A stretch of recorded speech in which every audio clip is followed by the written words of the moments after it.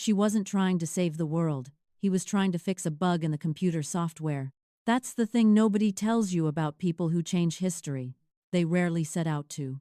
They sit down at a desk on an ordinary Tuesday morning, pull up a line of code that doesn't make sense, and start tugging on a thread not knowing the thread is connected to everything. She was 31 years old. She drove a used Honda Civic. She microwaved the same frozen burritos every day for lunch. She had 214 followers on Instagram, most of them co-workers. And she had never once been in a meeting that required a non-disclosure agreement. She was, by every measure that Silicon Valley uses to calculate a person's worth, completely unremarkable. And then, she found the file. Within 48 hours, one of the most powerful companies in the history of American technology, a company with more reach than any news network, more influence than any government agency, and more secrets than any intelligence service would begin to fall apart. Not in slow motion. Overnight. But before we get to the collapse, there are 5 questions this story is going to answer. And none of them are what you think. Question 1. Why did a mid-level engineer have access to a directory that Nexara's own executives didn't know existed? Question 2. Who put the thumb drive under his door, and how long had they been waiting to use him? Question 3.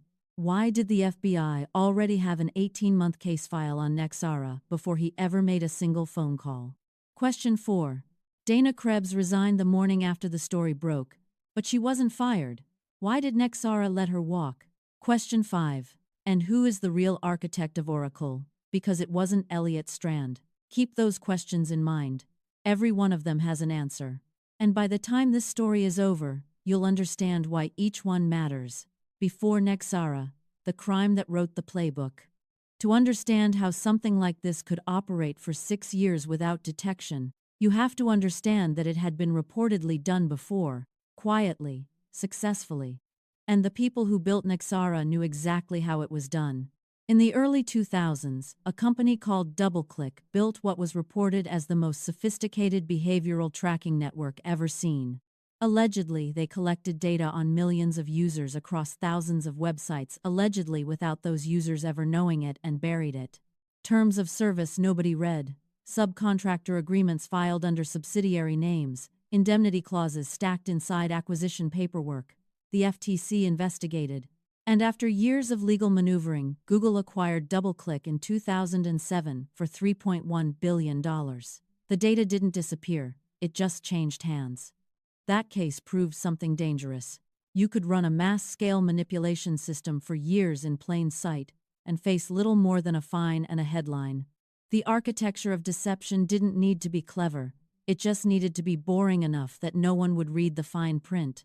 2 of Nexara's founding engineers came directly from DoubleClick's data infrastructure team. They didn't just know the playbook, they helped write it. What happened at Nexara was different. It was worse. And the only reason the world found out was because of a burrito and a latency spike on a Tuesday morning. A small but important side note before we continue the story. We're a new channel, and it would help us greatly if you could take a split second to like and subscribe. Part 1.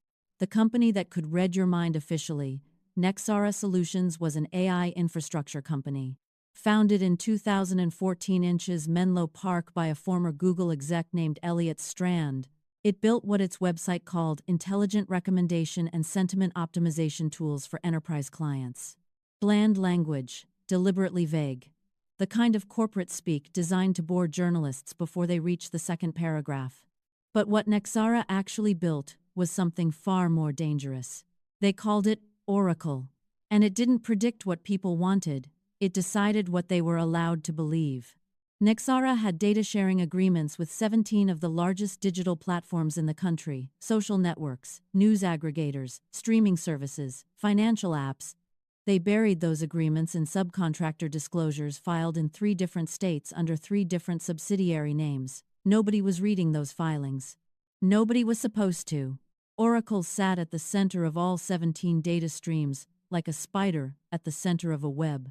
It processed behavioral data, what people clicked, how long they lingered, what they shared, and used it to build what internal documents called a consensus architecture.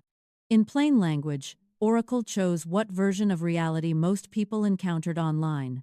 It didn't delete information, It didn't plant fake stories.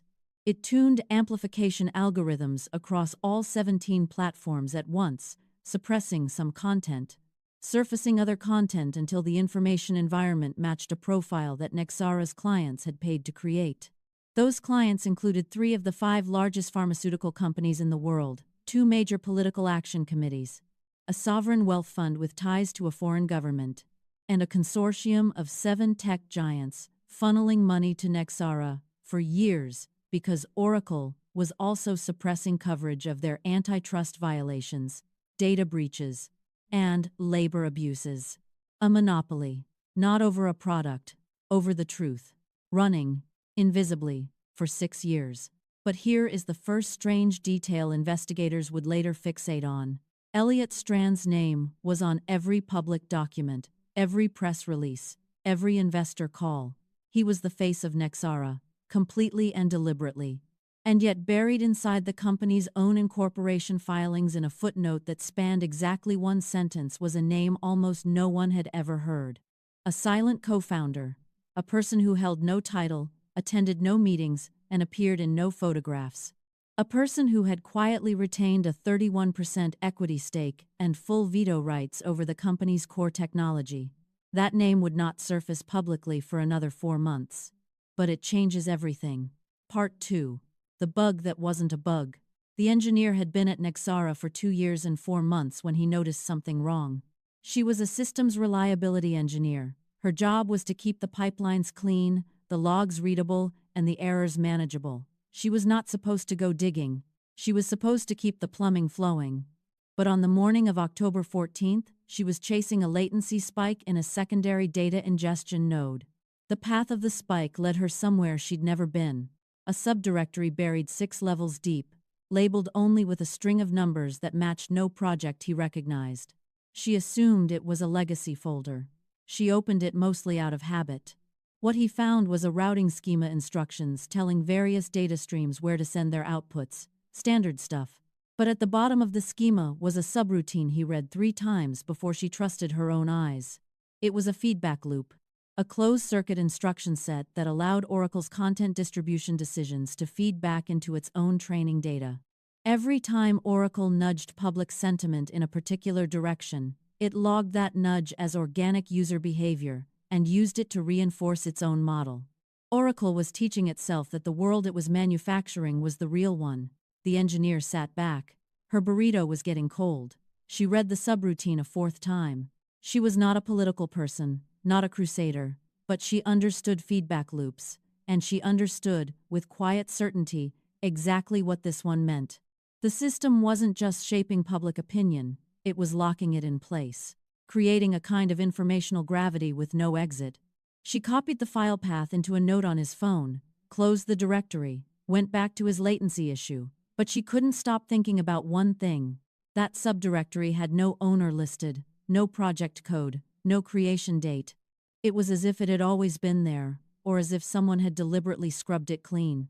Either way, it had never been meant to be found.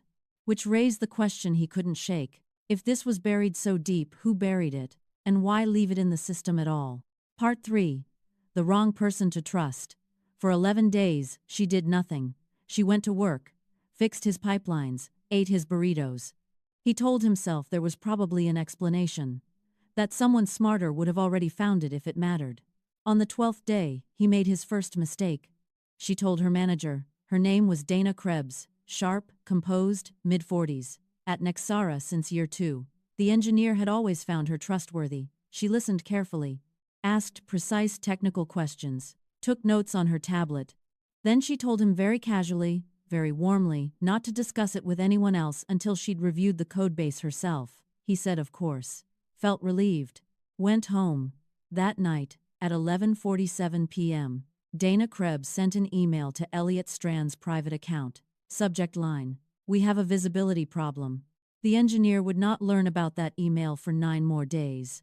By then, he'd already lost access to his workstation, his email, and the parking garage. Her badge stopped working on the 3rd floor 2 days after her conversation with Dana. She assumed it was an IT glitch. She put in a ticket. 72 hours later, a calendar invite arrived. HR. Subject: performance check-in. She wasn't an idiot. She knew something was happening. But she didn't understand the shape of it yet, didn't know that what she'd triggered was a protocol Nexara had built and refined, specifically for moments like this.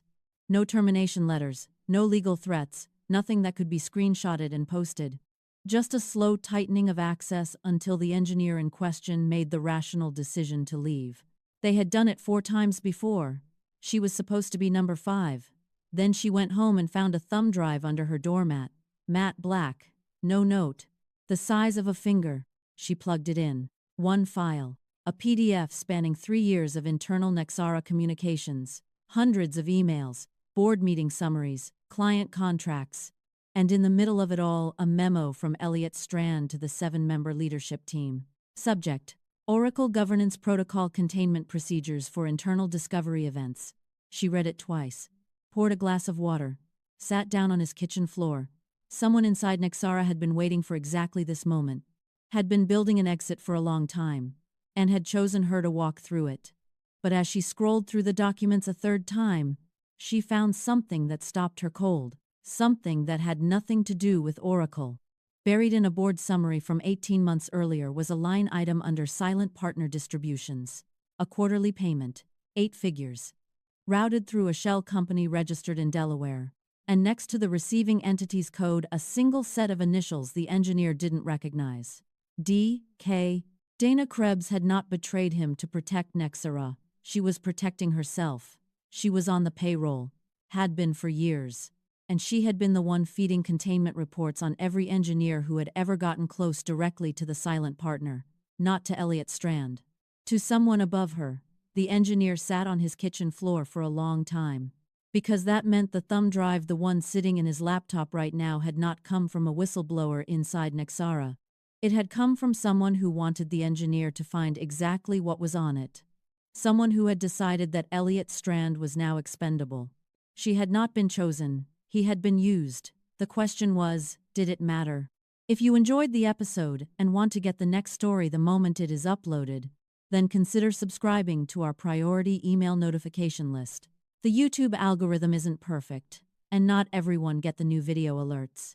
That's why we reach out to all of our priority subscribers directly so you'll get notified first. The link is in the description below. Thanks for watching.